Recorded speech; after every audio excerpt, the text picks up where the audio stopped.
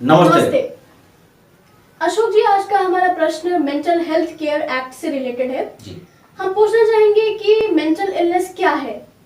गांव में अभी भी ऐसा है कि जब गर्मी का मौसम आता है तो देवी माता प्रसन्न रहे, इसलिए पूरे गांव के लोग एक धार लेके निकलते हैं। उसकी एक अपनी प्रक्रिया होती है और रात्रि 9-10 बजे तक इस ढंग से सारे लोग वहां इकट्ठा होते हैं और फिर पूजा करके और तब आते हैं। उसे बहुत सारी ऐसी गतिविधि होती है, वो बोलते हैं देवी मैया आ गई। तो अगर कोई उसी गांव का या उसके आसपास का कोई व्यक्ति कहे कि ढोंग है, पोंगापंथी है या कुछ जो भी कहना चाहे वो कह सकता है। तो अब वो व्यक्ति जो इस तरह से कमेंट कर रहा है उस कम्युनिटी पे, तो ये बिलीफ का इशू हो गया। उनका बिलीफ वहां पे नहीं है, वो कमेंट कर रहे हैं। तो इस आधार पे आप तय नहीं कर सकते, डिटरमिन नहीं कर सकते कि ये व्यक्ति मेंटल इलनेस का शिकार है। मान लीजिए कोई व्यक्ति अस्पताल में भर्ती रहा है, मेंटल इलनेस का शिकार रहा है, वो ठीक होके चला आया, तो उसके पूर्व के इतिहास को देखते हुए आप उसको ये नहीं कह सकते कि मानसिक रोगी हैं। लगातार उनको इस आधार पे आप डिटरमिन करते हुए उनको डिस्क्रिमिनेट नहीं कर सकते। अथॉरिटी तय करेगी, वो डिक्लेयर करेगी मेंटल इलनेस का शिकार है या नहीं है। मेंटल इलनेस का जो भी शिकार व्यक्ति है उसका प्रतिनिधि यानी कि उसका गार्जियन कौन हो सकता है। यह विषय कई मामलों में आया और इस पर हम कई वीडियो डाल भी चुके हैं।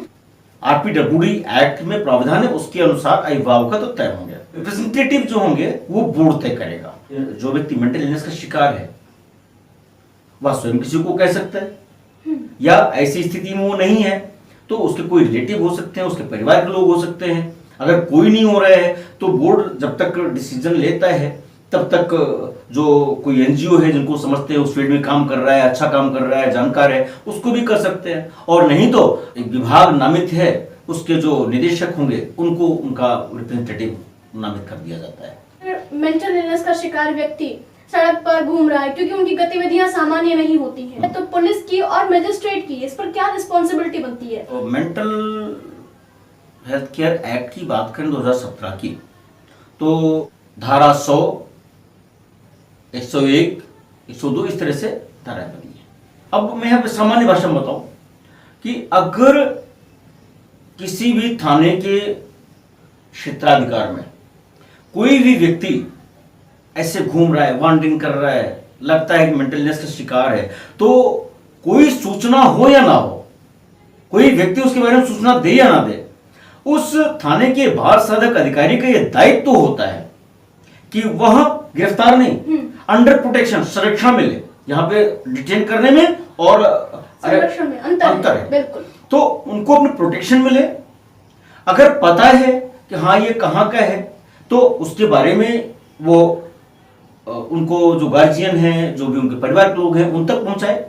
अगर नहीं पता है तो उसकी एफआईआर दर्ज करेंगे मिसिंग की, और उसको लाश करने के बाद विदिन 24 आवर्स जो नियरेस्ट मजिस्ट्रेट होंगे, जैसे अभियुक्त के लिए होता है ना कि विदिन 24 घंटे के अंदर सीआरपीसी के प्रावधान के मुताबिक किसी भी अभियुक्त को जब गिरफ्तार करते हैं तो मजिस्ट्रेट के सामने पेश करना होता है। हाँ, बिल्कुल। ठीक ऐसे ही जैसे ही वो उसकी मिसिंग की एफआईआर दर्ज करते हैं, उनको विदिन 24 आवर्स नियरेस्ट मजिस्ट्रेट को सूचना देनी होती है, और फिर जो नियरेस्ट मजिस्ट्रेट होते हैं वो 10 डेज के लिए जो भी इस ढंग से फैसिलिटीज हैं, एस्टेब्लिशमेंट्स हैं मेंटल इलनेस के, हेल्थ केयर के, उनको बताएंगे।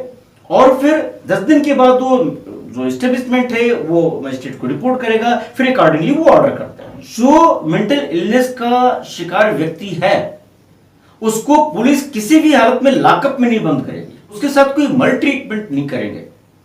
और अगर वो मेंटल इलनेस का व्यक्ति थोड़ा मोड़ा कुछ समझदार है, बात को समझ सकता है, तो उसको बताएंगे तुम्हारे विधिक अधिकार क्या है, लीगल सर्विस अथॉरिटी होती है, उसके तहत कौन कौन से उनको अधिकार मिल सकते हैं, सहायता उनको मिल सकती है, वो सभी बताएंगे। लीगल सर्विस अथॉरिटी भी मेंटल इलनेस शिकार के व्यक्ति को सारी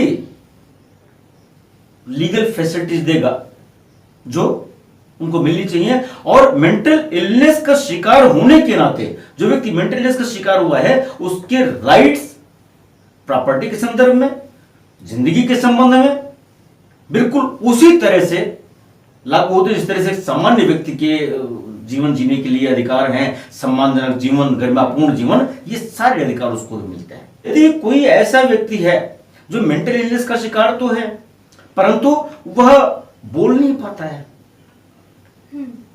तो जब बोल नहीं पाता है तो उसकी बात को कैसे समझेंगे, कैसे काउंसलिंग करेंगे? तो वहां पर साइन लैंग्वेज में या जिस भी भाषा में वो उस बात को समझ सकता है, जिस भी माध्यम से वो समझ सकता है, चाहे विजुअल के माध्यम से, चाहे ऑडियो के माध्यम से या साइन के माध्यम से, उसको उसके मुताबिक काउंसल किया जाएगा, उसको उसके मुताबिक उससे बातचीत की जाएगी। ओह, ये हमारे दिव्यांगजनों के लिए बहुत अच्छा फायदा है। जी जी, बहुत बहुत धन्यवाद अशोक जी आपका इस विषय पर जानकारी देने के लिए। हम आपसे अनुरोध करेंगे कि अगर आपने इस चैनल को अभी तक सब्सक्राइब नहीं किया है तो कृपया करें और साथ ही नोटिफिकेशन बेल जरूर दबाइएगा, जिससे कि आपको इस चैनल पर अपलोड होने वाली वीडियोस मिलती रहें। हम अनुरोध करेंगे कि आप इस वीडियो को लाइक करें, शेयर करें और साथ ही कमेंट बॉक्स में बताएं कि आपको ये वीडियो कैसी लगी। धन्यवाद।